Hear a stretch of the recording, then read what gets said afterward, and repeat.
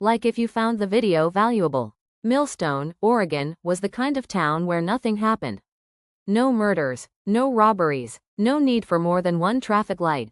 So when 16-year-old Katie Brill vanished without a trace one Friday night in March, the town's calm cracked open. She'd left the school gym at 8:05 p.m. She never made it home. And no one, not even her best friend, knew where she went. Enter Detective Colin Ray. Colin had worked bigger cities, uglier cases. But there was something about small towns and silence that bothered him more. The strange part of this case wasn't that Katie vanished.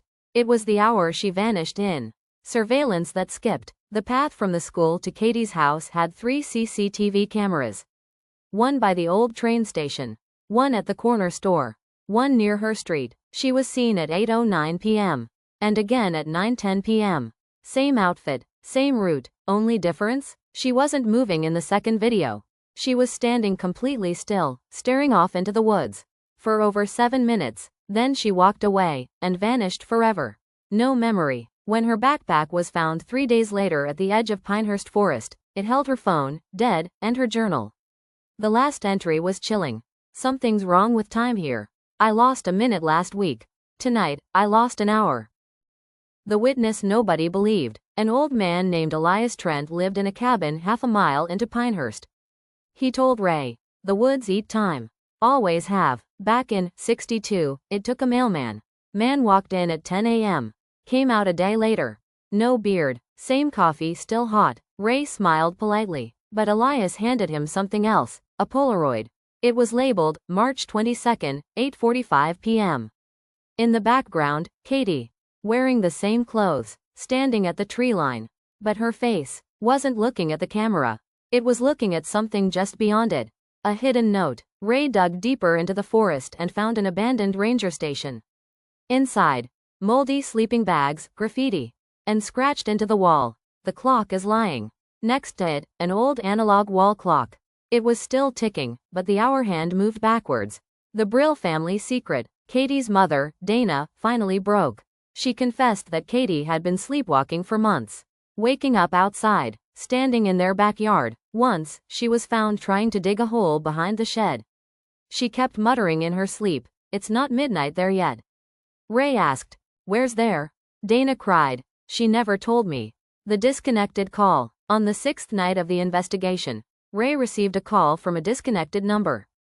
No caller ID. The voice was female, young, faint. "It's not just 1 hour. It's all of them." Then static, and a scream, not of fear, but of recognition. He had Katie's voicemail recordings from her phone. He matched the voice. It was her. The red tape. Ray traced all missing person reports in Millstone over the last 50 years. Patterns emerge. Every March, every few years, always on a Friday, always between 8 p.m. and 9 p.m. Most were explained away, accidents, runaways. But when mapped, every disappearance centered around Pinehurst Forest, specifically, an area called the Stone Ring. A circle of 6 granite pillars no one could explain. Locals joked it was Millstone's Stonehenge. Nobody joked after Katie. The final hour. Ray visited the Stone Ring on a Friday night. Brought a camera, a recorder, and a stopwatch. At 8:05 p.m., the woods were still. At 8:16 p.m., the wind stopped. At 8:33 p.m., his watch reset. And at 8:44 p.m., his recorder captured a voice, whispered, but clear, "You shouldn't be here, Colin." No one else knew his name. He turned. No one was there, but his shadow split, forking across 2 directions on the ground. And a silhouette stood in the center of the ring, wearing Katie's jacket. He never left. Ray was never seen again. His camera was found outside the woods, tape still rolling. The last frame? The stone pillars, and a figure walking backwards into them, as if time itself was pulling him out of frame. Epilogue. 1 year later. Katie Brill was declared legally dead. But the Brill mailbox gets a letter every year. No return address, just a photo, always of the same clearing, always timestamped between 8 p.m. and 9 p.m., and always showing someone new standing at the edge of the forest. Last one? Showed a girl, back turned to the camera. Labeled, "Next."